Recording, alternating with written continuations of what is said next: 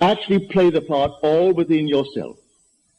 And then believe it 100%. As we are told in John's letter, the 5th chapter of his first epistle. If we believe that he hears us in all that we ask of him, then we know that we have obtained the request made of him. Well, if you get the right God, you have no doubts in your mind as to whether he heard you or not. For you know you heard it, and that's God. But if you're not quite sure that he heard it, because there are 3 billion talking to him, begging, well, then you may be not quite sure that he heard you. Maybe you don't think you're good enough, but you can't deny that you hear your own mind.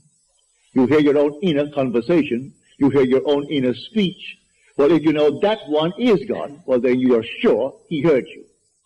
Now you are told in that 5th chapter, the 15th verse of first epistle of John, if we know that he hears us in all that we ask of him, then we know that we have already obtained the request made of him.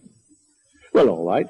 There's an interval between that imaginal act and its fulfillment, as there is between the creative act of a man and the birth of that child. Every little thing has an interval of time between the act and its fulfillment.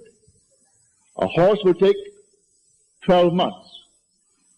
A woman takes 9 months. The little sheep will take 5 months. A chicken will take 21 days. There are intervals of time. So the Bible teaches every vision has its own appointed hour.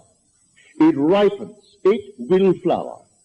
If it be late, then wait, for it is sure, and it will not be late.